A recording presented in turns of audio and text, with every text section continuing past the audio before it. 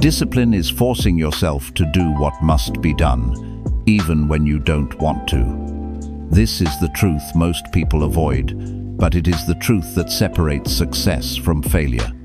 The title says it clearly: How to Force Yourself to Be Disciplined.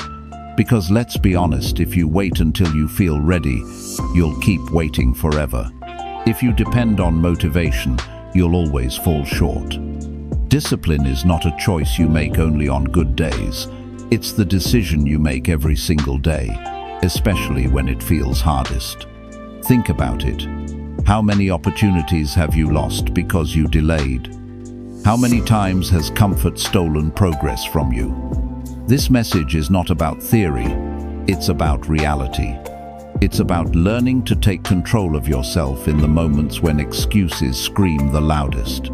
If you can force yourself into discipline, you can change every area of your life. And that's exactly what you're about to learn. Chapter 1.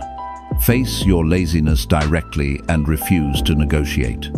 Discipline is not something you stumble upon.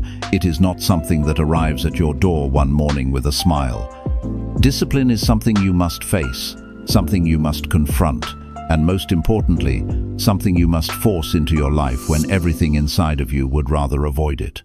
When you feel that pull of laziness, when your body says stay in bed, when your mind whispers that you deserve a break, that is the moment you must stand up and refuse to negotiate. Because if you negotiate with laziness even once, it will win the argument every single time. Laziness never runs out of excuses. Laziness will always have another reason ready. But if you refuse to negotiate, if you take your stand, you begin to build the kind of strength that changes your life. Laziness has a way of disguising itself. It does not always arrive as doing nothing. Sometimes it shows up as scrolling endlessly through your phone. Sometimes it comes as eating food you don't need. Sometimes it looks like busy work that keeps you from doing what really matters. That is how it wins. It fools you into believing you are doing enough, when in reality, you are avoiding what is difficult. And the truth about life is this: progress is always found in what is difficult.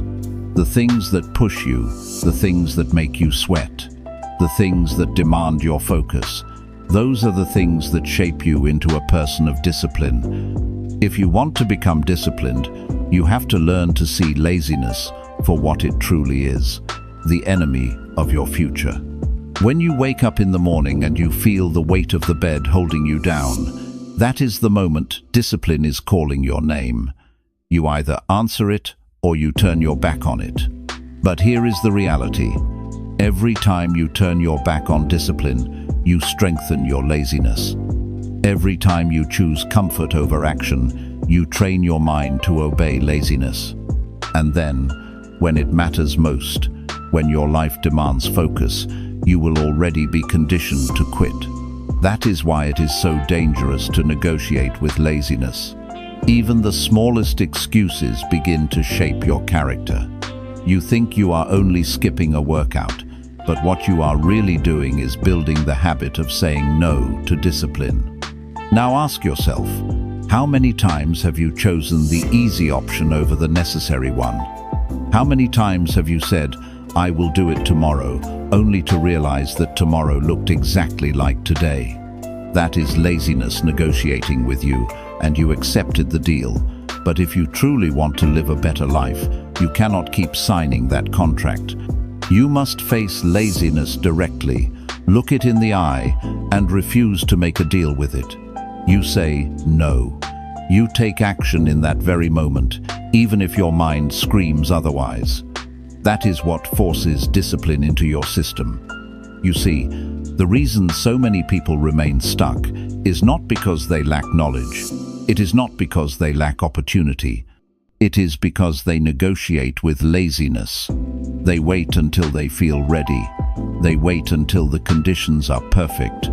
They wait until the motivation arrives. But those things never come when you expect them. If you sit around waiting for the perfect feeling, you will wait for the rest of your life. Discipline begins when you act before you feel ready.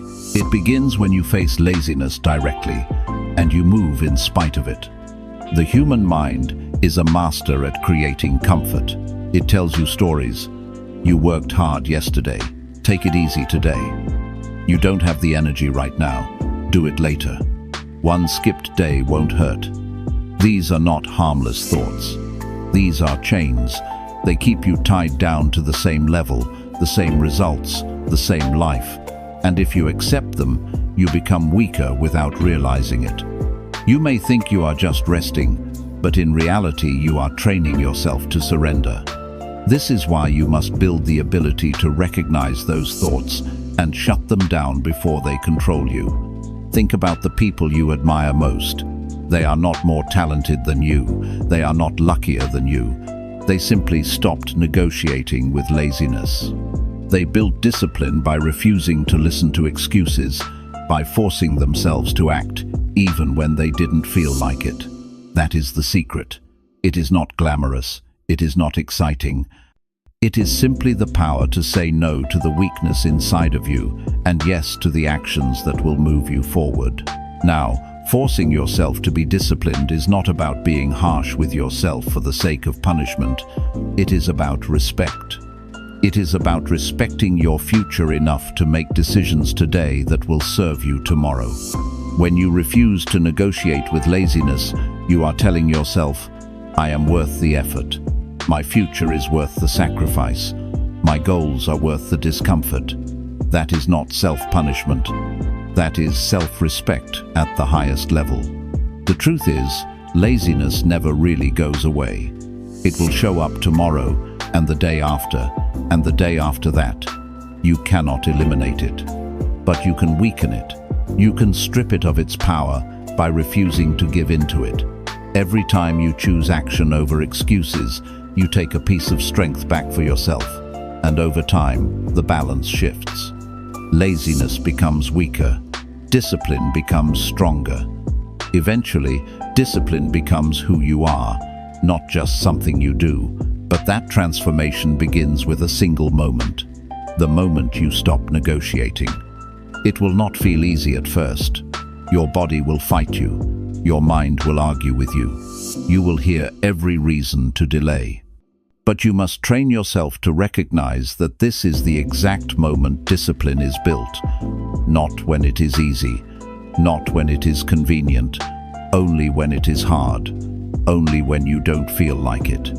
That is where strength is born. That is where a disciplined life begins. Ask yourself right now, what have you been putting off? What area of your life have you allowed laziness to win? Maybe it is your health. Maybe it is your studies. Maybe it is your career. Whatever it is, understand this. The longer you negotiate with laziness, the more you lose time. And time is not coming back. That is the real cost of laziness, not just wasted minutes, but wasted opportunities. So how do you face it directly? You start small. You pick one thing you know you need to do, and you do it immediately. You do not think about it. You do not debate it. You do not ask how you feel. You stand up and you act. That small victory begins to break the pattern. And once you break the pattern once, you can break it again, and again, and again. That is how discipline is built, through small victories stacked on top of each other, until they create a foundation that laziness cannot break. And every time you win against laziness, you gain something more than progress. You gain confidence. You begin to trust yourself. You know that when laziness shows up tomorrow, you will be ready. You will not fold. You will not bargain. You will act. That trust is priceless. Because once you trust yourself, once you know that you will not negotiate with weakness, your life changes in ways you cannot imagine. There will always be people who say, I can't do it. It's too hard. I'll start later. Do not join them. They are waiting for a moment that will never come. Instead, become the person who says, I will do it now. I will act, even when I don't feel like it. I will not negotiate. That person builds a life of freedom, success, and growth. And that person can be you. So remember this. The next time laziness calls, do not answer. The next time it whispers, shut it down. The next time it offers comfort, refuse the deal. Stand firm. Take action. Build your strength one choice at a time. And never forget, the moment you refuse to negotiate with laziness is the moment you force yourself into discipline. And discipline is the path that changes everything. Chapter 2. Take small actions immediately to train instant response. Discipline is not something you build in giant leaps. It is not something that appears one day after a sudden decision. It is created in small actions taken at the exact moment they are needed. Every time you delay, every time you wait, you weaken the ability to respond. The secret to real discipline is learning to act immediately, to move as soon as the thought enters your mind, without hesitation and without negotiation. Those small, instant actions train your mind and body to respond without delay, and that habit becomes the foundation of strength in every part of life. Think about how often opportunities pass you by simply because you paused. You felt the urge to exercise but waited a little longer and then skipped it. You knew you had a call to make but told yourself you would do it later, and later never came. You had an idea to write something down but convinced yourself it could wait, and then you forgot. These small moments do not feel destructive at the time, but they slowly condition you to ignore your own direction. They teach your mind that hesitation is acceptable, and the more you accept hesitation, the weaker your discipline becomes. Now imagine the opposite. Imagine every time you had the thought to act, you moved. You thought of drinking water, so you drank it. You thought of picking up a book, so you opened it. You remembered a task you needed to complete, so you started it right then. That pattern builds something powerful, the ability to respond instantly. That is how you remove laziness before it grows. That is how you prevent procrastination from building roots. And that is how you gain control over yourself. The reason immediate action is so powerful is because the human brain is fast at creating reasons to stop. Within seconds of thinking about doing something hard, your mind creates a list of arguments against it. It tells you you're too tired. It tells you you'll have more energy later. It tells you it's not urgent right now. But those arguments only appear when you wait. If you act before your brain has time to debate, you win. You cut off the excuses before they take shape. That is why small, instant actions matter more than big, delayed ones. When you decide to train this skill, start with something simple. As soon as your alarm rings, stand up. Not after a few minutes, not after checking your phone. Stand up immediately. That is a small action, but it builds a strong lesson. I control my response. Do the same when you remember a small task. Do it right then, even if it takes only 30 seconds. Each time you do this, you reinforce the message that you are a person who acts, not a person who waits. Discipline is not just about grand goals. It is about teaching yourself that your actions follow your decisions. If you decide to do something and then don't, you are teaching yourself to doubt your own word. But if you decide and then act instantly, you are teaching yourself trust. That trust grows into confidence. Confidence grows into consistency. And consistency builds a disciplined life. But it begins with small actions taken immediately. You may think small actions are too insignificant to matter, but they are the seeds of change. When you act instantly on a small task, you train the same mental muscle that will later help you act instantly on bigger challenges. Picking up a book today trains the same discipline that will help you start a business tomorrow. Standing up as soon as your alarm rings trains the same discipline that will help you stay strong under pressure later.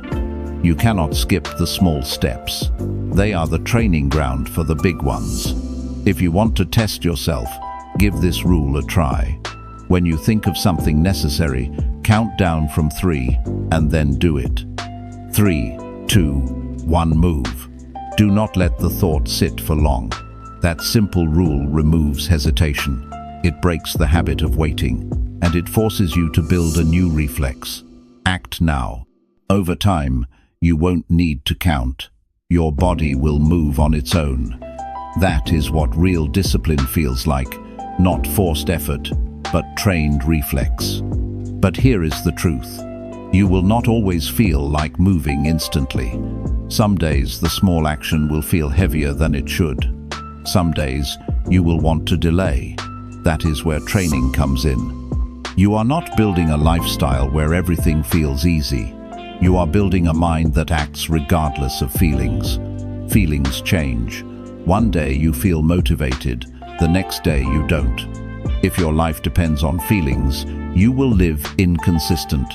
But if your life depends on trained response, you will live disciplined. Look at any person who has achieved consistency in their field. They are not waiting for inspiration every day. They trained themselves to act as soon as the decision was made. That is why they succeed. They may not always do it perfectly, but they do it without delay.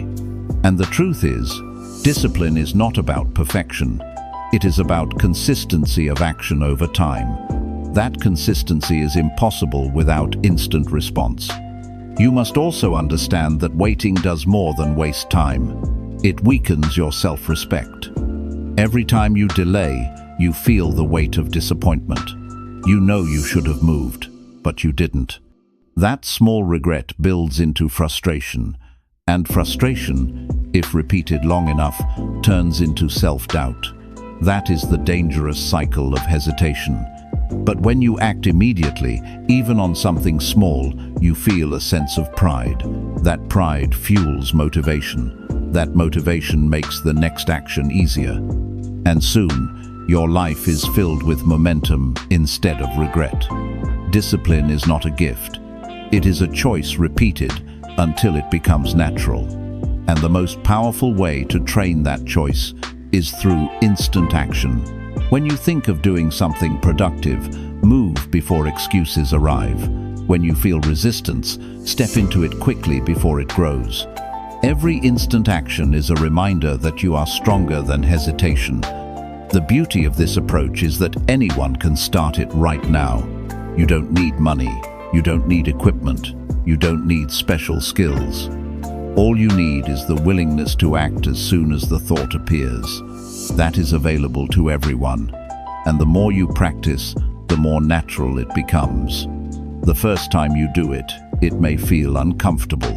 The 10th time, it feels less difficult. The 100th time, it feels automatic. That is how you turn instant action into habit. Think about this. Every person has the same 24 hours.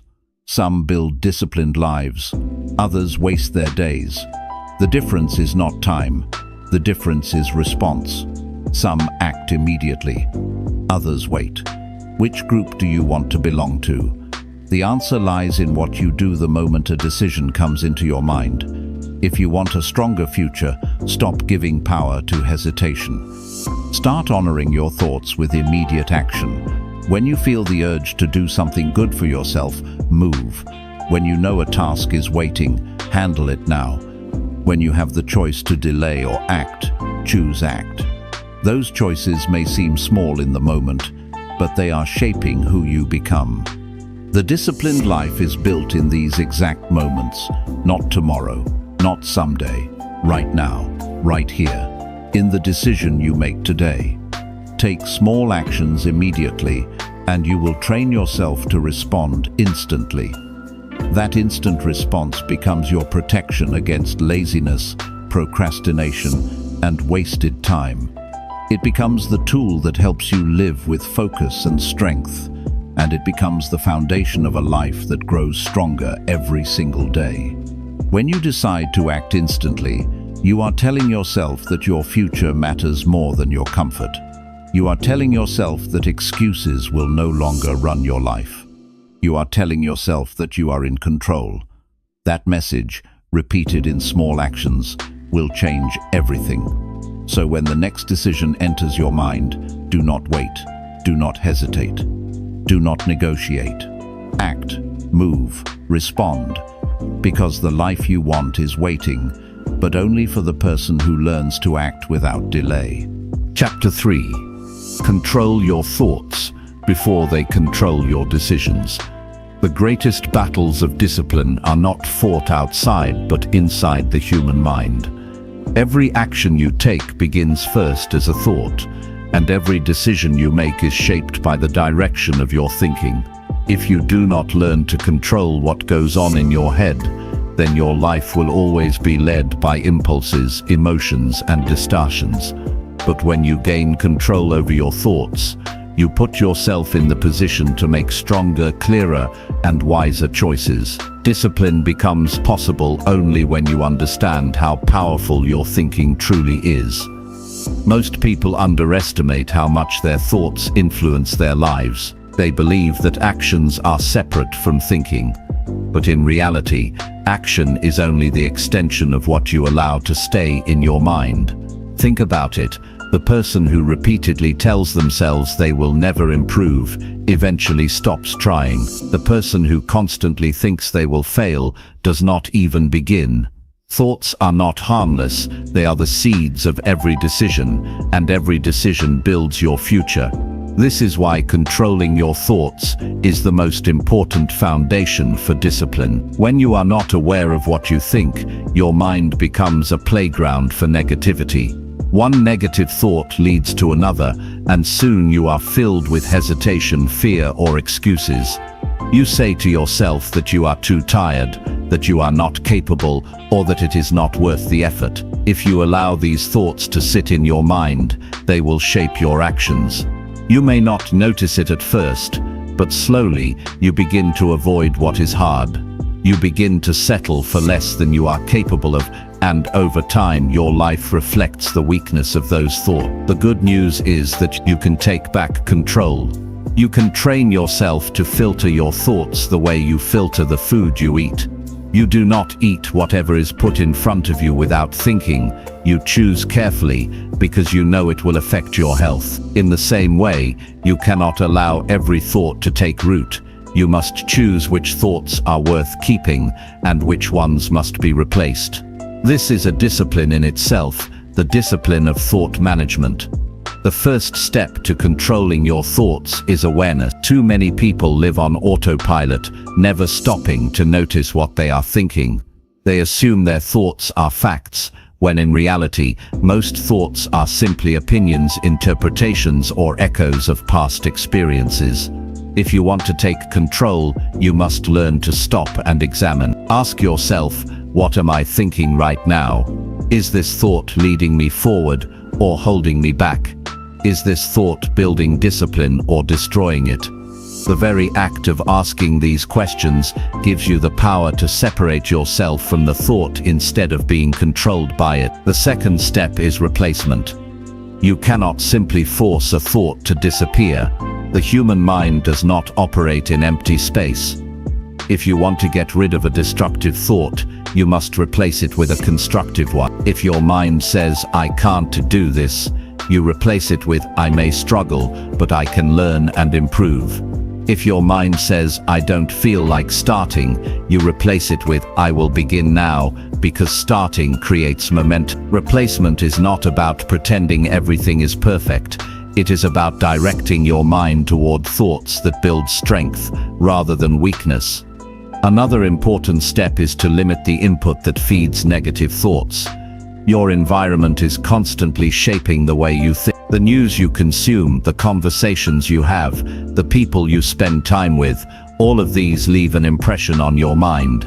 If you surround yourself with people who always complain, you will start to think in complaint. If you fill your day with endless entertainment, your thoughts will lean toward comfort instead of growth.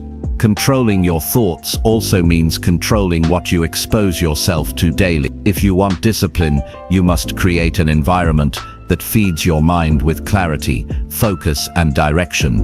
One of the strongest tools for controlling your thoughts is reflection. Set aside time each day to examine how your thinking guided your choices. Ask yourself, did my thoughts push me toward my goals or away from them today? Where did I let negativity control my actions? Where did I win the battle in my mind? This habit builds awareness and allows you to make corrections before poor thinking becomes a habit. The more often you reflect, the quicker you catch harmful patterns. Understand this truth: your feelings often follow your thoughts. If your thinking is undisciplined, your emotions will be unstable. You will feel discouraged, overwhelmed, or anxious, not because of circumstances, but because of how you are thinking about them. But when you control your thoughts, your emotions become more stable. You feel capable, strong, and in control. And when your emotions are steady, your decisions improve. This is why controlling your thoughts is not just a mental exercise. It directly affects your energy, your focus, and your ability to follow through. You must also learn to challenge irrational thought. Many times your mind will exaggerate reality. It will tell you the task is too big, that you don't have enough time, that failure is certain. But when you step back, you realize those are not facts, they are fears. Discipline grows when you confront those fears with truth. The task may be big, but it can be broken into steps. You may not feel ready, but you can start with what you have. Failure may be possible, but so is success. Challenging thoughts is how you prevent them from dictating your behavior. Controlling your thoughts is not about ignoring difficulty. Life will always present challenges. It is about choosing how you respond to those challenges in your mind before you respond in your actions. The person who disciplines their thoughts says, "This is difficult, but I can handle it one step at a time." The person who does not control their thoughts says, "This is difficult, so I won't try." Same situation, different thought, completely different outcome. If you want to make this practical, begin by paying attention to the small moment. Notice what you say to yourself when the alarm rings. Notice what you think when you face a hard task. Notice the thoughts that appear when you feel tempted to delay. Then begin the practice of replacing them instantly. Instead of 5 more minutes of sleep, say, "Getting up now strengthens me." Instead of "I'll do it later," say, "Doing it now keeps me disciplined." Instead of "This is too much," say, "I will take the first step." This is how you slowly retrain your mind to work for you instead of against you. Over time, as you win more battles in your mind, you begin to feel stronger. You trust yourself more because you know your thoughts no longer control you. You control them. That trust builds a kind of quiet power. You no longer feel like a victim of your feelings. You no longer let every distraction pull you away. You live with intention. That is the essence of discipline. Living by choice instead of reaction. One of the greatest benefits of controlling your thoughts is that it gives you freedom. People often think discipline is about restriction, but it is the opposite. When your thoughts are clear and directed, you are free from the chaos of impulses and doubts. You are free to decide your own actions instead of being pulled by every feeling. That freedom gives you strength, it gives you peace, and it gives you the ability to move forward consistently, even when life is difficult. The difference between those who stay stuck and those who grow is simple. The ones who stay stuck never take control of their thinking. They let their thoughts run wild, and those thoughts lead them into poor decisions, wasted time, and regret. The ones who grow learn to master the inner dialogue. They choose thoughts that serve them.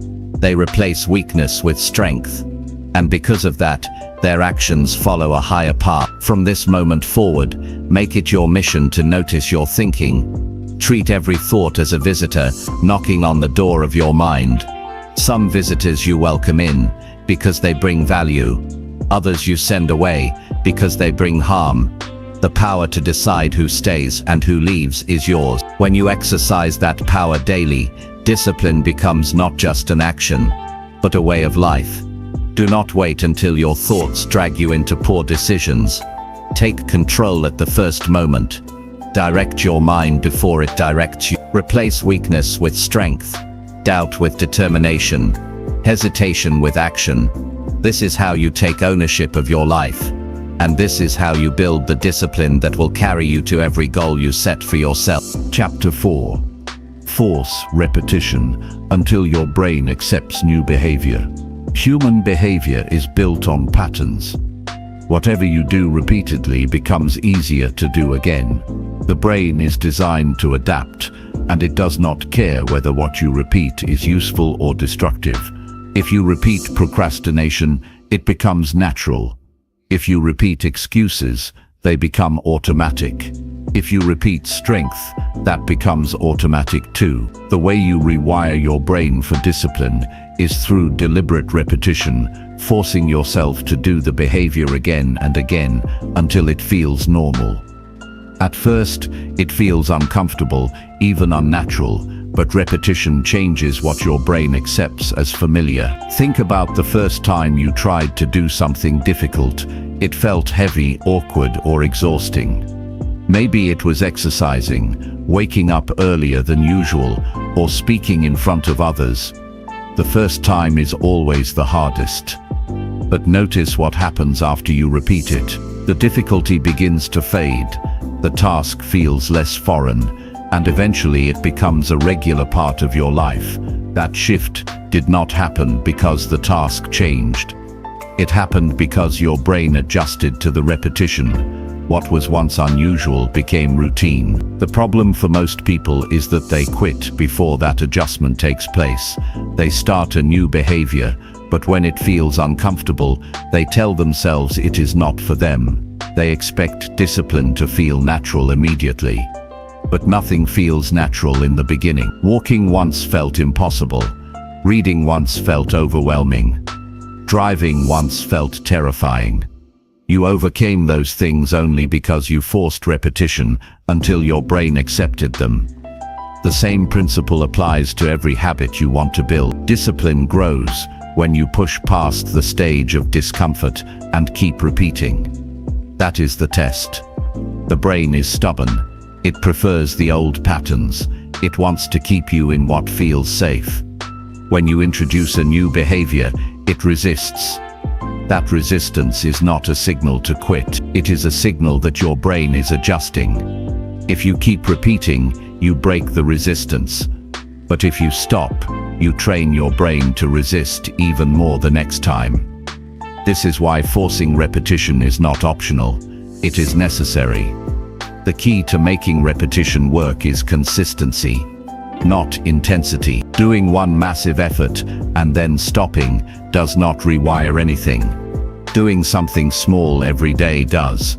If you want to build the habit of reading 2 pages every single day is more powerful than reading 100 pages once a month. If you want to exercise, moving your body daily is more effective than training hard once and then resting for weeks. The brain learns through rhythm, through the daily act of repeating, not through random bursts of effort.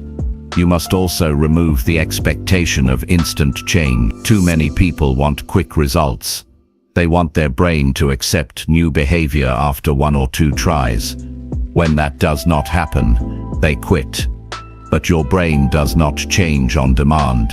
It changes with repetition. That means you must force yourself through the stage where it feels unnatural, through the stage where it feels uncomfortable, until you break through to the stage where it feels automatic. If you can survive the middle stage, you will succeed. This is where discipline becomes real, doing the action even when you do not see results yet. Imagine planting a seed and digging it up every day to check if it is growing. It will never take root. Behavior works the same way. If you stop repeating too soon, the habit never has time to form. But if you give it enough consistent repetition, the roots grow deep, and soon the behavior belongs to you. You do not have to think about it anymore. It becomes part of your identity.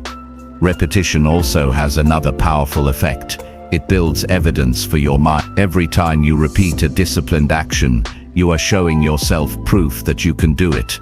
1 push-up proves you are capable of moving. 1 day of writing proves you are capable of producing.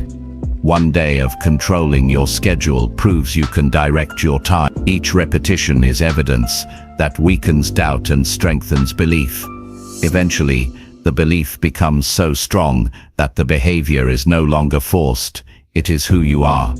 There will be moments when you feel tired of repeating. That is natural, but those are the exact moments where change is happening the most. Repetition carves grooves into your brain, and every time you continue despite boredom or fatigue, you make those grooves deeper.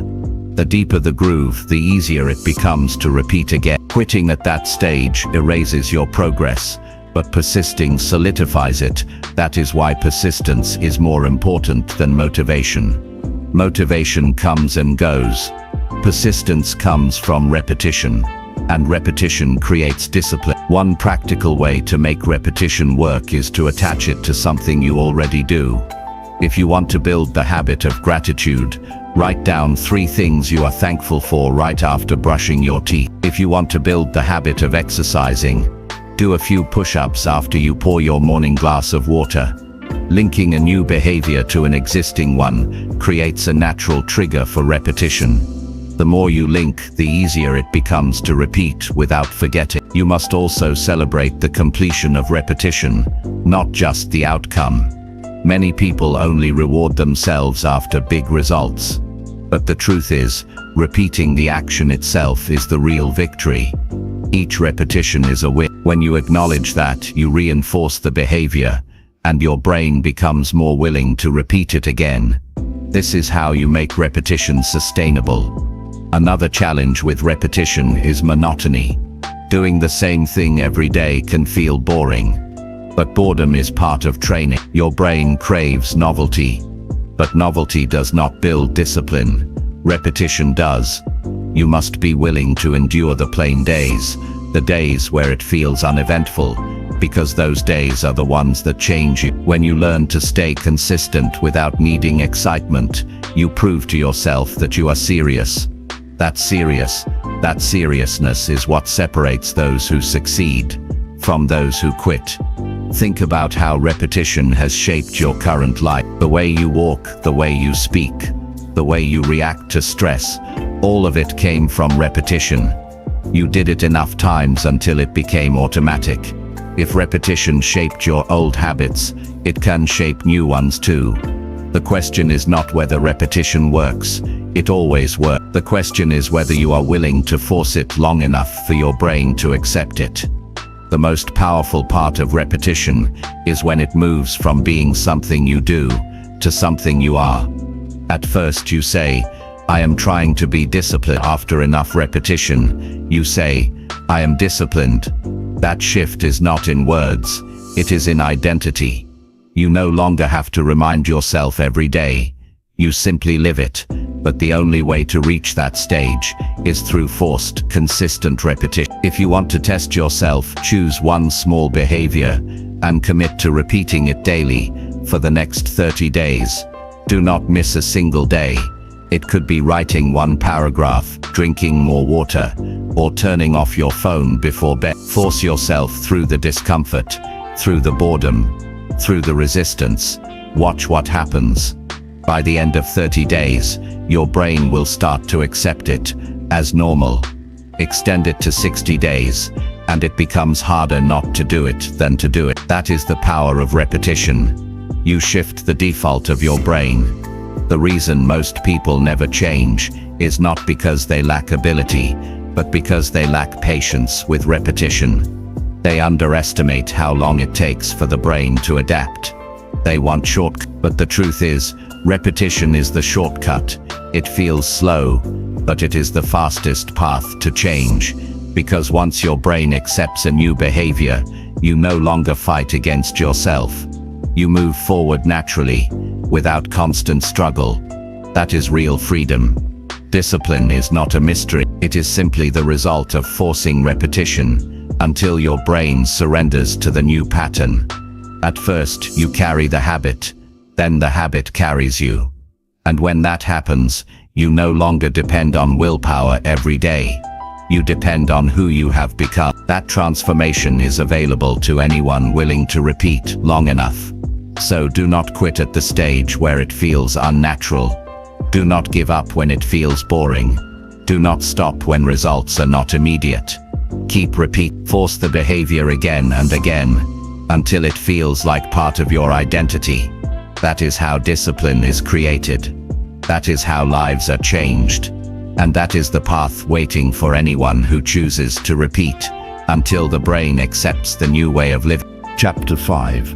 Replace negative self-talk with strict self-direction. The way you talk to yourself is the most powerful influence on how disciplined you become. Every word you repeat in your mind either strengthens you or weakens you. If the voice inside you is full of doubt, excuses, and fear, then your actions will follow that pattern. You cannot live a disciplined life if you let negative self-talk control your decisions. Discipline begins with learning to replace destructive language in your head with strict self-direction. You must speak to yourself like a leader who gives orders, not like a critic who tears you down. Negative self-talk often comes quietly. It tells you that you are not ready. It reminds you of past failures. It whispers that the effort is too much. Most people allow those thoughts to become permanent companions, not realizing that every time they agree with them, they are shaping their future. If you keep telling yourself you are weak, you will live weak. If you keep telling yourself you cannot change, you will not change. The mind follows the words it hears most often, especially when those words come from your own mouth. Strict self-direction is the antidote. It is the decision to take full control of your inner dialogue. Instead of allowing your thoughts to drift aimlessly, you give them commands. Instead of telling yourself you cannot, you direct yourself to act. Instead of entertaining doubt, you state with clarity what must be done. Strict self-direction is not about pretending everything is easy. It is about refusing to allow weakness in your language. Your words must reflect the standards you want to live by. The reason strict self-direction works is because the human brain responds to clarity. Vague thoughts create hesitation. Clear commands create action. If you tell yourself, maybe I should do this, your body hesitates. If you tell yourself, I must do this now, your body follows. The tone you use with yourself matters. Speak in a commanding voice, not a questioning one. Discipline thrives on direction, and you are the one responsible for giving that direction. When you notice negative self-talk, the first step is recognition. Too many people live unaware of the destructive language in their minds. They repeat the same phrases daily. I am too tired. I am not smart enough. I will never succeed. These phrases become so common they feel normal, but once you learn to notice them, you realize they are not harmless. They are shaping your discipline. Recognition allows you to interrupt the cycle. When you catch yourself saying something weak, you stop it. You refuse to entertain it further. The second step is immediate replacement. Do not leave the space empty, because negative talk will always try to return. Replace it with strict direction. If you say, I cannot do this, replace it with, I will complete one step right now. If you say, I feel too lazy, replace it with, I will stand up and move immediately. Replacement turns destructive energy into constructive action. Over time, your brain begins to accept the new commands as the standard. Another key to replacing negative talk is precision. Do not give yourself vague encouragement. Do not simply say, I can do it. That is too broad. Instead, give yourself exact direction. Write one page now. Turn off the phone and focus. Start walking for 10 minutes. Precision eliminates the room for excuses. Negative talk thrives on vagueness. Strict direction kills it with clarity. You must also understand that strict self-direction requires firmness. You cannot give yourself soft orders and expect strong results. When your mind says, I don't feel like it, you must respond with authority. Do it now. That tone matters. You are not negotiating with yourself. You are leading yourself. Just as a coach directs an athlete with firm words, you must direct yourself with the same seriousness. If you treat your own words lightly, your actions will be light. If you treat them with seriousness, your actions will follow with strength. Self-discipline grows as you strengthen this inner dialogue. At first, you may feel resistance. The negative voice may push back. It will argue with you, reminding you of every past failure. But the more often you replace it, the weaker it becomes. The voice of strict direction grows louder, and soon it becomes the dominant one. You begin to trust your own words, because they no longer carry excuses, they carry authority. That trust is what builds confidence. It is also important to realize that negative self-talk does not always sound harsh. Sometimes it disguises itself as kindness. It tells you that you deserve to rest when you have not yet worked. It tells you that taking it easy today will not hurt. It tells you that tomorrow will be a better day to start. These thoughts feel comforting, but they are dangerous.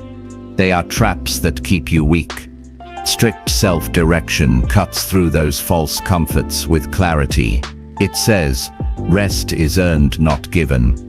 Do the work first. It says, tomorrow will not be better unless you act today. That is how you protect yourself from the deception of comfort.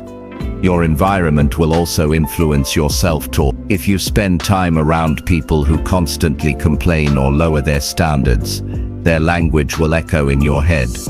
You will find yourself repeating their negativity, even when they are not present. That is why you must be careful with the voices you allow around you. Surround yourself with people who speak with clarity, strength, and direction. Their language will influence your own, and your inner dialogue will rise to match it. A practical exercise for replacing negative self-talk is to write down the most common excuses you tell yourself. Look at them clearly. Then, next to each one, write the strict direction that should replace it. For example, I am too tired becomes I will begin for 5 minutes regardless of energy. I will never succeed becomes I will practice daily until I improve. Read those strict directions often until they become automatic. Each time the old excuse appears, you already have the new command ready. Strict self-direction is not about being unkind to yourself. It is about being honest and firm. Negative talk weakens you because it removes honesty. It exaggerates your limits and hides your strength. Strict direction gives you the truth. You may not feel ready, but you are capable of action. You may not see results yet, but repetition will bring them. You may not be comfortable, but you are strong enough to continue. That honesty may feel harder to hear, but it builds the foundation for discipline. The ultimate goal is to create a voice inside you that you trust completely. A voice that does not give excuses, does not waste time, does not lower standards. A voice that gives clear, firm direction and expects obedience. When you build that voice, you no longer have to rely on temporary bursts of motivation. You no longer have to wait for inspiration. Your own words drive you forward every day. That is when discipline becomes a natural part of your life. Over time, you will notice the shift. The negative talk that once controlled your decisions will fade. The strict direction you practice will become automatic. You will wake up and hear yourself saying, "Stand up now." You will face a task and hear yourself say, "Start immediately." You will feel resistance and hear yourself say, "Do not stop until it is finished." That inner dialogue will guide you with power. It will feel like having a strong leader inside you, and that leader will always push you toward growth. Every disciplined person you admire has built this skill. They did not silence negativity by accident. They replaced it with strict direction daily until it became second nature, and you can do the same. It requires awareness, replacement, precision, and firmness. It requires daily practice. But once you build it, you will never again be at the mercy of destructive self-talk. You will live with clarity, and your discipline will carry you forward regardless of how you feel. From this day forward, decide that your inner dialogue will serve you, not harm you. Stop giving space to negative self-talk. Replace every weakness with a command. Speak to yourself as a leader, not as a victim. Direct yourself firmly toward action, and never forget, the words you repeat to yourself each day are shaping the discipline that defines your future. Chapter 6. Use pressure to act when comfort pulls you back. Comfort is one of the greatest enemies of discipline. It feels safe, it feels pleasant, it feels familiar, but if you give in to it too often, it slowly pulls you away from progress. Comfort whispers that you can take it easy, that you can delay the hard task, that you can relax just a little longer. At first, it seems harmless, but over time, comfort weakens your drive and lowers your standards. The only way to break its grip is to use pressure, to create conditions that demand action when your body and mind would rather stay idle. Without pressure, comfort will always win. With pressure, you force yourself to rise above it. Pressure is not your enemy. In fact, pressure is often the tool that pulls out your best. Think about deadlines. How many times have you delayed until the very last moment, and then suddenly you produced more in a few hours than you had in weeks? That is not because you lacked ability earlier. It is because the pressure forced you to act. The problem is that most people wait for external pressure, deadlines, emergencies, or consequences before they move. Discipline grows when you learn to apply pressure on yourself before life does it for you. The truth is, comfort has no urgency. It convinces you that tomorrow is just as good as today. It convinces you that nothing terrible will happen if you delay. That is how it keeps you stuck. Pressure creates urgency. Pressure tells you the time is now, not late. When you use pressure correctly, you leave no room for comfort to slow you down. You create a system where action is not optional, where movement is the only choice. One way to create pressure is through accountability. When you tell someone about your commitment, when you make your goals visible, you introduce a kind of weight that pushes you forward. If you promise yourself you will exercise but tell no one, comfort may talk you out of it. But if you tell a friend, if you share it publicly, you feel pressure to follow through. That pressure removes the option of slipping back into comfort. It gives you an extra reason to act. Another way to create pressure is through deadlines. A goal without a deadline is just a wish. If you say you will get something done someday, comfort will stretch that day into months or years. But if you give yourself a firm date, you create pressure that demands focus. Even better, shorten your deadlines. Challenge yourself to act sooner than feels comfortable. That urgency forces you to cut distractions and prioritize what matters most.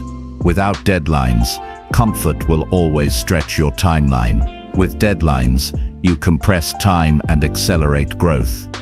You can also use financial pressure to strengthen discipline. Invest in something that requires you to commit. Pay for the class, buy the equipment, put money on the line. When you invest, you create pressure to use what you paid for. Many people waste opportunities because they never attach value to their commitment. When there is nothing to lose, comfort takes over. When you have something at stake, you are far less likely to delay. Pressure also comes from raising your standards. When you accept mediocrity, comfort wins easily. But when you raise the bar, when you demand more from yourself, you introduce the pressure to perform at a higher level. This pressure is not about perfection. It is about refusing to settle. It is about refusing to let comfort dictate your effort. High standards create the kind of pressure that pushes you to act with seriousness, even when you do not feel like it. Another powerful way to use pressure is to visualize the cost of comfort. Ask yourself, what will my life look like if I continue choosing ease over effort? Picture the wasted time, the lost opportunities, the regret that builds over years. That vision creates emotional pressure. It reminds you that every choice has a consequence. When you see clearly what comfort will steal from you, you feel urgency to move now. That inner pressure drives action stronger than motivation ever could. Pressure is not about stress for the sake of stress. It is about building conditions where discipline becomes the natural response. Comfort will always try to slow you down, but pressure creates a force stronger than comfort. It directs you to act before you are tempted to delay. It tells you there is no later, only now. That habit of creating pressure builds resilience. It trains your mind to act even when comfort pulls hard. You must also learn to use pressure in moments of weakness. When you feel yourself drifting toward comfort, stop and give yourself a strict command. Speak with authority. Do it now, no delay. The firmness of those words creates instant pressure. It leaves no space for negotiation. That pressure pushes you forward in the exact moment you are most vulnerable to comfort. Without that firmness, you slip back into delay. With it, you build a record of victories against comfort. One overlooked form of pressure is responsibility. When others depend on you, you cannot afford to choose comfort. Responsibility forces you to rise. Think about parents who sacrifice for their children, workers who push through exhaustion to provide, leaders who carry the weight of their team. They act not because they always feel motivated, but because responsibility creates pressure that leaves no room for laziness. You can use this principle in your own life by taking on commitments that require your discipline. When someone else relies on you, comfort becomes a weaker option. It is important to understand that comfort will never disappear. It will always invite you to rest longer, to relax sooner, to wait a little more. You cannot eliminate that pull, but you can overpower it with pressure. Comfort is gentle, pressure is firm. Comfort whispers, pressure demands. The one you choose to listen to determines the direction of your life. If you want to test yourself, put deliberate pressure on your day. Give yourself strict timelines. Remove the easy options. Announce your commitments to others. Place yourself in environments where excuses are not possible. Each time you do this, you strengthen the muscle of discipline. You train yourself to act under pressure instead of shrinking under it. Over time, pressure stops feeling like stress. It feels like structure. It feels like the system that keeps you strong when comfort tries to weaken you. Remember, some of your greatest achievements will come when you place yourself under conditions that leave no choice but action. Comfort cannot exist where pressure is present. If you rely on comfort, your life will shrink. If you rely on pressure, your life will expand. You will grow stronger, more reliable, and more disciplined with every decision. From this moment on, stop waiting for external forces to pressure you. Create that pressure yourself. Decide on strict deadlines. Announce your commitments. Attach value to your action. Demand more from yourself than you currently accept. Use responsibility to keep yourself accountable. Remind yourself of the cost of staying comfortable. Each of these creates pressure that forces action. And when comfort calls you back, when it tells you to delay, when it tempts you with ease, answer it with pressure. Tell yourself firmly that action is required now. Move without hesitation. Choose progress over ease. That repeated decision builds the life of discipline you want. It is not easy, but it is possible.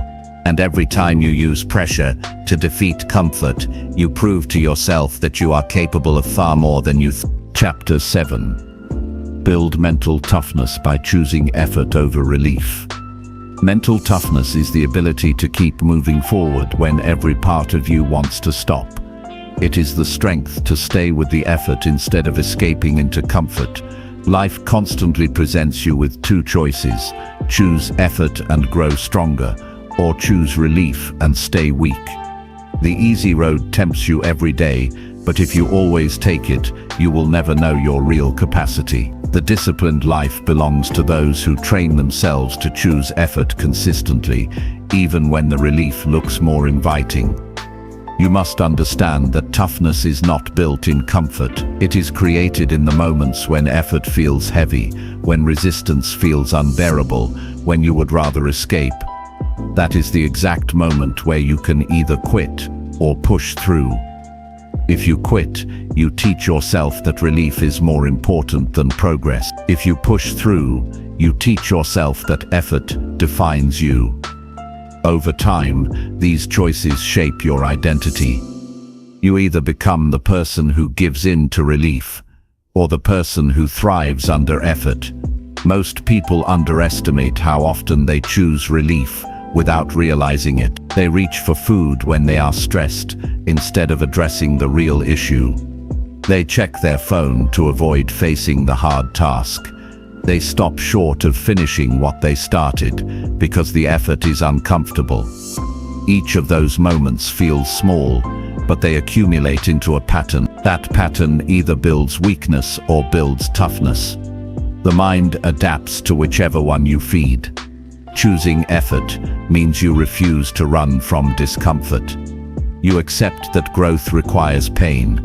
You accept that strength requires sacrifice. You accept that progress will never feel easy. But here is the truth: the discomfort of effort is temporary, while the weakness that comes from chasing relief lasts much longer. When you push yourself to complete the work, the pain fades and the reward remains. When you give in to relief, the comfort fades and the regret remains. Mental toughness is about training yourself to live for the long reward, not the short escape. Discipline requires you to recognize the tricks of relief. Relief always presents itself as harmless. It says you deserve it. It says you will only rest for a short time. It says the problem can wait. But once you accept it, relief multiplies. A short break turns into hours wasted. A skipped day turns into weeks of neglect. The danger is not in the single choice, it is in the pattern that follows.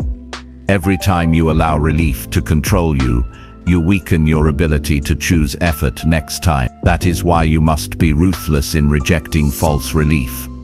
Building mental toughness begins with small acts of effort.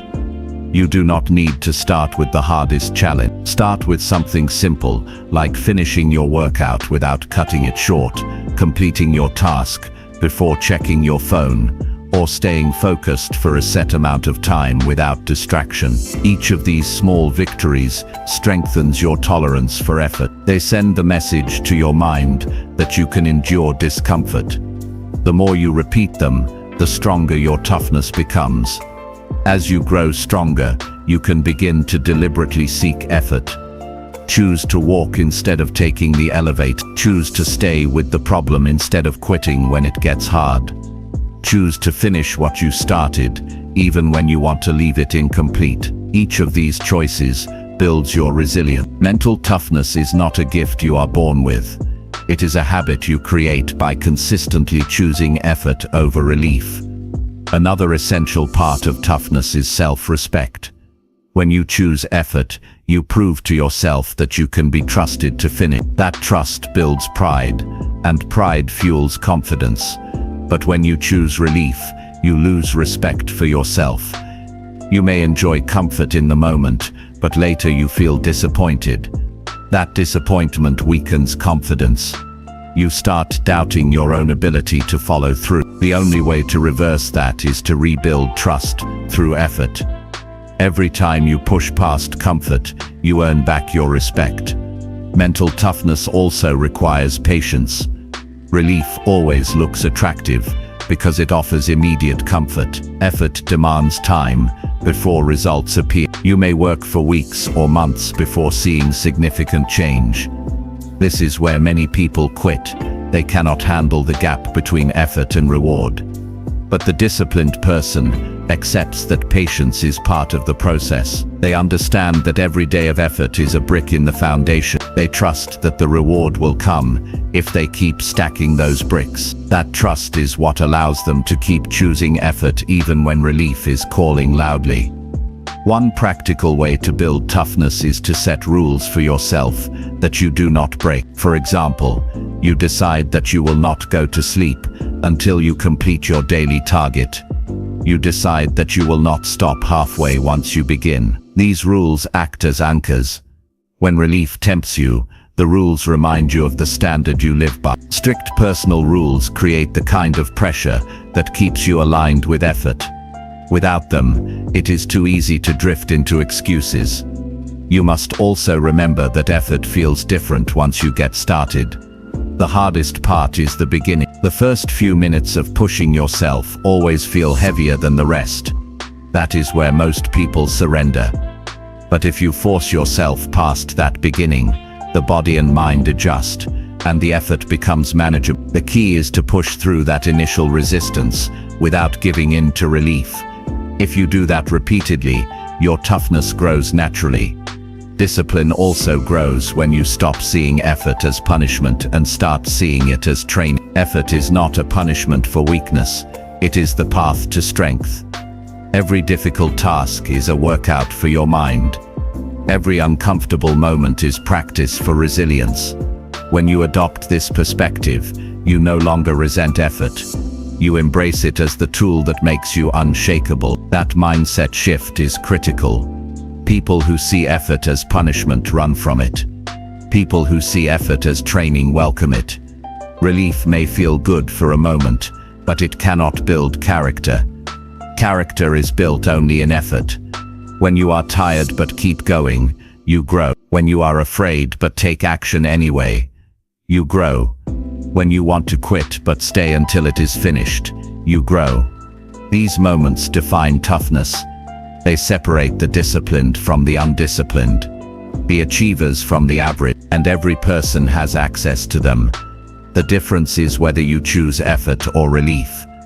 To build toughness, you must also expose yourself to challenges intentionally. Do not always wait for difficulty to arrive on its own. Create it. Wake up earlier than you want. Push yourself to work longer on your craft. Hold yourself to higher standards when nobody is watching.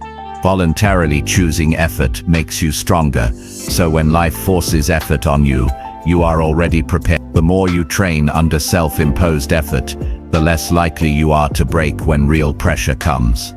Eventually, you will realize that effort is what gives life meaning. Relief feels empty because it creates nothing. It is fleeting. But effort produces results. Effort builds skills. Effort creates confidence. Effort leaves a legacy. When you look back, you will not be proud of the times you escaped into comfort. You will be proud of the times you chose effort and proved to yourself that you were stronger than you thought. That pride will stay with you far longer than any temporary relief. From today forward, begin to notice your daily choices. When comfort pulls you toward relief, stop and ask yourself, which decision will make me stronger? Which choice will make me proud later? Which path builds my discipline? The answer will almost always be effort. Then make the decision quickly. Do not give relief time to argue. Take the harder road and remind yourself that this is how toughness is built. Over weeks and months, you will notice the change. Tasks that once felt overwhelming will feel easier. Challenges that once broke you will feel manageable. You will begin to carry yourself with quiet confidence, knowing that you can rely on your own strength. That transformation will not come from reading or wishing. It will come from repeatedly choosing effort when relief was calling. This is the law of mental toughness. Every time you choose effort over relief, you grow stronger. Every time you choose relief over effort, you grow weaker. The decision belongs to you, and when you consistently choose effort, discipline stops being something you struggle for and becomes something you live naturally. Chapter 8. Fight impulses by reminding yourself of long-term pain. Impulses are quick, sudden urges that pull you toward comfort, distraction, or instant pleasure. They show up without warning, and if you obey them, they lead you away from the path of discipline. You feel the impulse to skip your workout, to eat something unhealthy, to delay the task that demands your attention, or to quit before finishing. In the moment, the impulse feels harmless, even justified. But the truth is, impulses are traps. They offer short relief while creating long-term pain. If you want to force discipline into your life, you must train yourself to fight those urges by reminding yourself of the cost of giving in. Every choice carries a consequence. The problem is that impulses blind you from seeing the long-term effect. They convince you to focus only on now. The sugary food feels good now. The skipped workout feels easier now. The delayed work feels lighter now. But tomorrow you feel weaker. Tomorrow you feel behind. Tomorrow you carry regret. That regret is the pain impulses never show you in advance. The secret to overcoming them is to pause and project yourself into the future, to imagine clearly the pain of what surrendering will cost you. Think about the times you let an impulse control you. How did you feel afterward? Did the comfort last, or did it fade quickly, leaving you with guilt and disappointment? The truth is, the reward of an impulse never lasts as long as the regret. That regret lingers, it grows, it weighs on you over time. When you remind yourself of that truth, you begin to see impulses for what they are, short-term thieves that rob you of long-term strength. Discipline is about training your mind to look beyond the present moment. Anyone can choose what feels good now, but the disciplined person chooses based on the impact tomorrow. This ability is what separates growth from stagnation. If you always chase impulses, you will live in cycles of starting and stopping, motivated one day and defeated the next. But if you fight impulses with the reminder of long-term pain, you begin to break the cycle. You gain control over yourself. One of the strongest tools you can use is visualization. When the impulse comes, do not just think about the comfort it offers. Picture the pain that follows. Picture how you will feel if you give in. Imagine looking in the mirror and seeing no progress because you skipped again. Imagine the stress of unfinished work piling up because you delayed again. Imagine the opportunities lost because you quit again. Let those images become clear. That emotional reminder of pain will cut through the false pleasure of the impulse. You must also remind yourself that impulses are temporary. They feel strong in the moment, but they pass quickly if you resist. The problem is that most people never learn to wait them out. They feel the urge and immediately obey it. But if you pause, if you remind yourself of the long-term pain and hold the line, the impulse weakens. Each time you resist, you gain more strength. Each time you fight back, you build more confidence. And with practice, impulses lose their power over you. Fighting impulses is also about building awareness. You must learn to notice the situations that trigger them. Maybe it's when you are tired. Maybe it's when you are stressed. Maybe it's when you are bored. If you do not identify these triggers, you will always fall into the same trap. Once you know them, you can prepare. You can decide in advance how you will respond. When the urge appears, you will not be surprised. You will already have the weapon of long-term vision ready. It is also helpful to replace the impulse with a stronger action. If you feel the urge to skip work, start with a small piece of it immediately. If you feel the urge to eat poorly, drink a glass of water first. If you feel the urge to check your phone endlessly, take a short walk instead. Replacement weakens the impulse by redirecting the energy. Over time, your brain learns that when the urge arrives, you do not obey it. You transform it into something useful. The cost of living by impulses is heavy. It may not destroy you in one day, but it chips away at your strength over time. One skipped workout is not the problem. But repeated impulses create a body you no longer respect. One delayed task is not the issue, but repeated impulses create a life full of missed opportunities. Every person who lives with regret today was once someone who gave in to impulses yesterday. That is the reality you must remind yourself of when the urge appears. If you want a disciplined life, you must accept that impulses will never disappear completely. They will always come. The goal is not to eliminate them, but to control them. You win by creating a gap between the urge and the action. By pausing long enough to remind yourself of the pain you are avoiding. That pause is where your power lies. That pause is where you decide whether to live in regret or in discipline. Mental strength grows each time you hold that line. At first, the fight feels exhausting. But the more you practice, the easier it becomes. Soon, fighting impulses is not about struggling every time, it is about recognizing them and dismissing them quickly.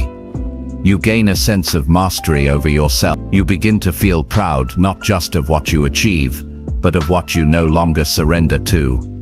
That pride becomes fuel for even greater discipline. Another strategy is to shift your perspective of pain. Most people run from pain, but discipline is about learning to face it. The pain of effort is temporary. The pain of regret is permanent. When you feel an impulse, ask yourself which pain you are choosing. If you act on the impulse, you are choosing the longer pain. If you resist and face the discomfort now, you are choosing the shorter pain. Discipline is about consistently choosing the pain that serves you, not the one that destroys you. It also helps to remind yourself of the kind of life you want to live. Do you want to be someone who obeys every urge, or someone who controls them? Do you want to look back on your life with pride, or with regret? Your impulses will never think about that. They only care about now. But you must care about later. You must live with the bigger picture in mind. That vision is what allows you to resist the temptation of relief in the moment. Over time, your ability to fight impulses becomes one of your greatest strengths. You begin to trust yourself completely. You know that when the urge comes, you will not be a slave to it. You will recognize it, remind yourself of the pain it brings, and make the stronger choice. That trust gives you freedom. It gives you the ability to focus fully on what matters, because you are no longer controlled by urges. Discipline is the art of making decisions based on long-term vision, rather than short-term desire. Impulses will always try to blind you to that vision. They will try to drag you back into immediate comfort. But when you fight them with the reminder of long-term pain, you take away their power. You create space between what you feel and what you choose. That space is where discipline lives. From this moment on, commit to never acting blindly on impulses. When the urge appears, pause. When the temptation calls, think of the pain it creates tomorrow. Let that thought be heavier than the comfort of now. Then act according to your higher standard, not your lower desire. Each time you do this, you strengthen your discipline. Each time you win, you prove that your future matters more than your impulses. The disciplined life is not built by perfect conditions or endless motivation. It is built by winning the battles of impulse every day. It is built by choosing effort over regret, vision over comfort, discipline over weakness. And it begins with one powerful skill: the ability to fight impulses by remembering the long-term pain they create. That reminder is the shield that protects you from regret and the tool that builds your strongest self. Chapter 9. Direct your energy only toward tasks that truly matter. Every person wakes up each day with a limited supply of energy. That energy can be directed toward building a meaningful life, or wasted on distractions that lead nowhere. Discipline is not just about forcing yourself to act. It is about making sure your actions are directed toward the tasks that truly matter.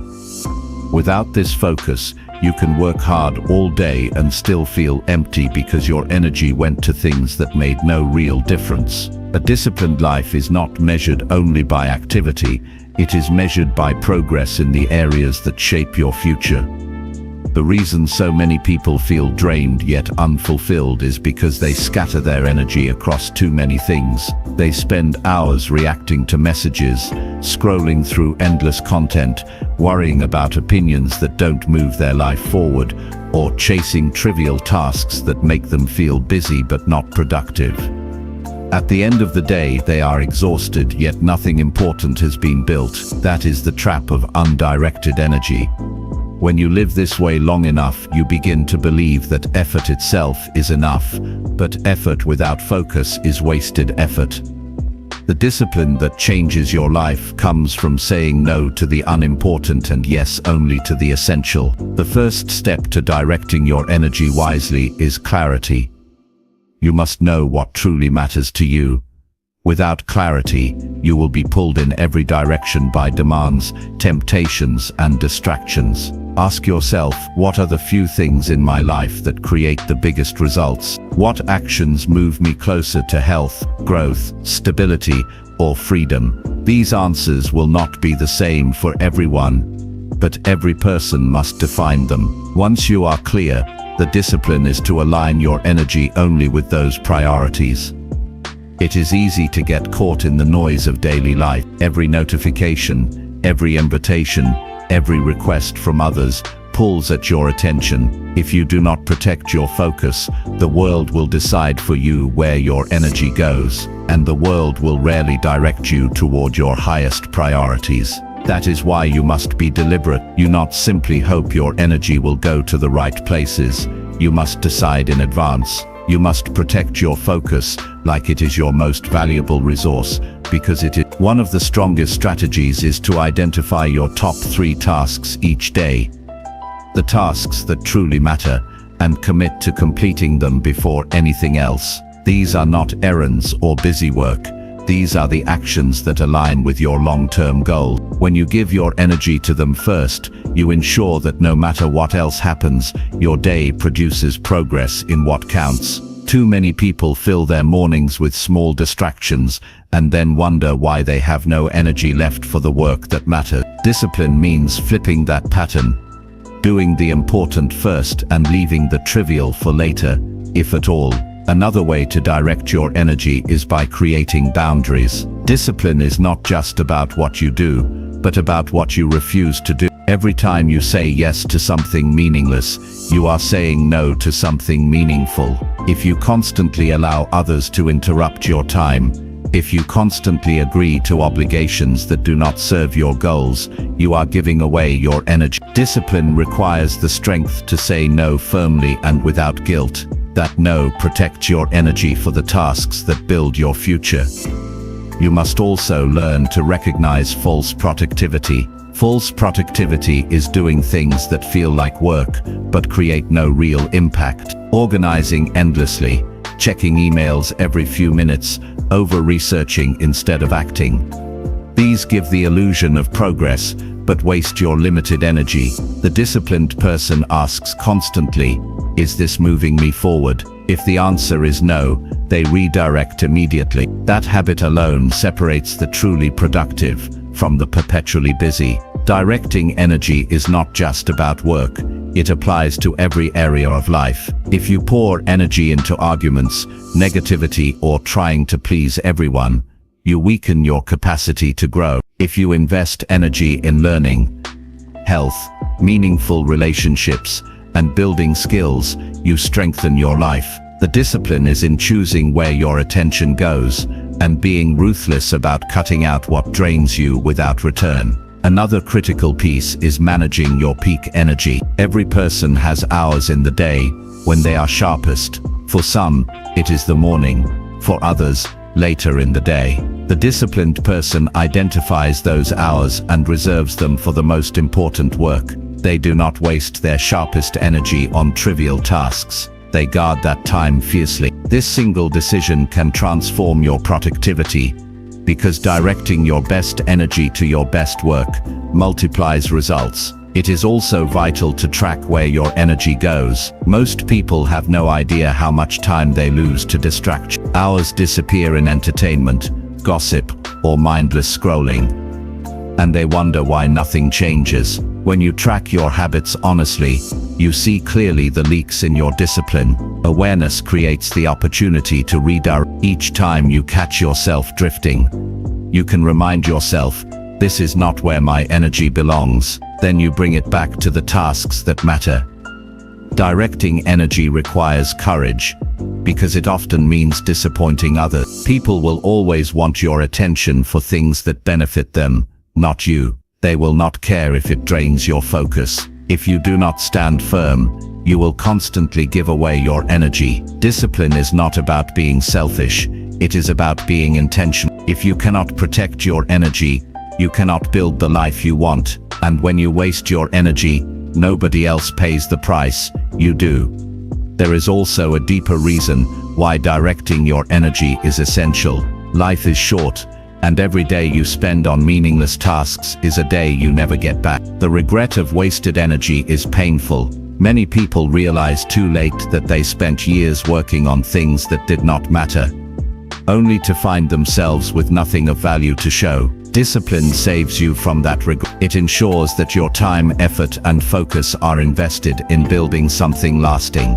To apply this principle, create a list of your highest priorities, no more than 5. Then compare everything you do against that list. If an action serves one of those priorities, it deserves your energy. If it does not, it must be minimized or eliminated. This is how you cut out the noise and live with direction. The disciplined life is not about doing everything, it is about doing the right things with consistency. Over time, directing your energy becomes a habit. At first, you must remind yourself constantly. You must pause before saying yes. You must resist the temptation to do what feels urgent, but unimportant. But eventually it becomes natural. You instinctively focus on what matters and ignore what doesn't. That habit creates momentum, and with momentum, your progress multiplies. You begin to see results faster, not because you are working harder, but because you are working smarter. The people who achieve the most are not the ones who work the longest hours. They are the ones who direct their energy with precision. They know their priorities and give their best to them. They ignore distractions. They protect their focus.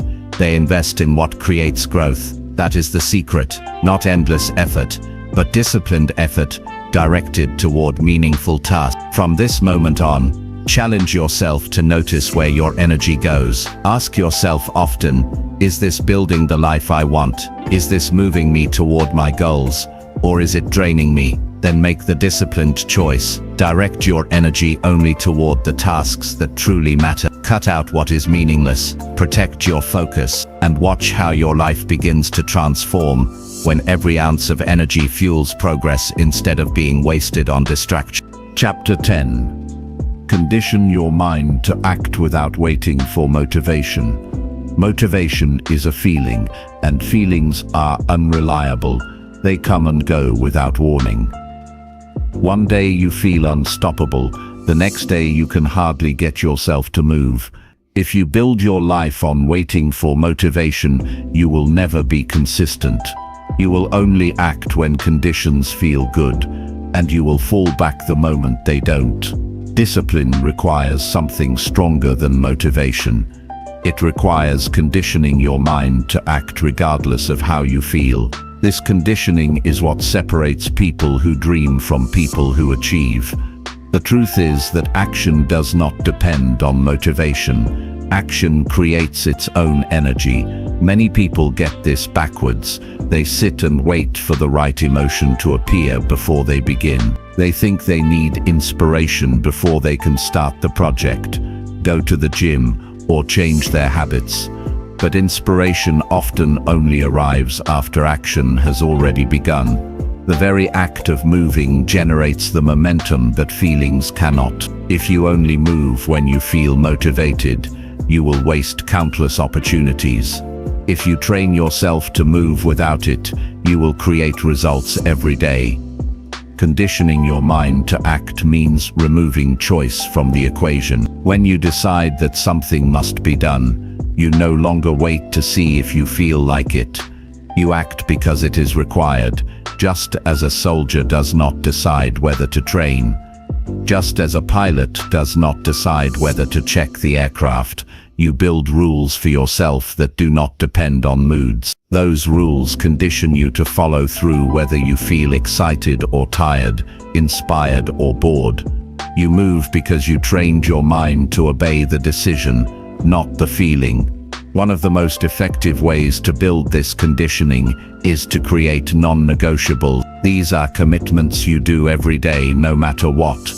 It could be writing a certain number of words, exercising for a set time, or dedicating part of the day to focused work. The point is that they happen without discussion. By repeating them daily, your brain learns that they are automatic. You no longer sit in the morning debating with yourself. The habit takes over. That is conditioning. This practice begins small. Do not overwhelm yourself by trying to change everything at once. Pick one area where you will remove the need for motivation. Commit to it daily. At first, you will resist. Your mind will scream for comfort, but each time you act anyway, you weaken the hold of laziness and strengthen the habit of discipline. Over time, the resistance fades. What once felt forced becomes natural. The more you repeat it, the more conditioned your mind becomes. Another important piece of conditioning is to shorten the gap between decision and action. The longer you wait after deciding to act, the more space you give for excuses to appear. If you decide to exercise, start immediately. If you decide to study, open the book right then. Delay feeds hesitation, and hesitation kills discipline. Immediate action, even if small, locks in the decision. Your mind learns that once you decide, you move. That repeated pattern rewires your behavior until acting instantly is automatic. It is also helpful to reframe how you think about motivation. Instead of waiting for it, treat it as a bonus. When it is present, enjoy it. When it is absent, ignore it. Stop giving it the power to dictate your actions. If you wake up feeling inspired, use it. If you wake up feeling drained, act anyway. When you live by this principle, you no longer care whether motivation shows up or not. You operate on a higher standard. That standard is discipline. Another strategy for conditioning your mind is to tie action to identity. Stop saying, "I need motivation to do this." Instead, say, "I am the kind of person who does this." When you connect discipline to who you are rather than how you feel, your actions become consistent. If you identify as a disciplined person, then acting daily without waiting for motivation is simply what you do. Identity-driven discipline is far stronger than feeling-driven discipline. You must also expect resistance. Your mind will test you.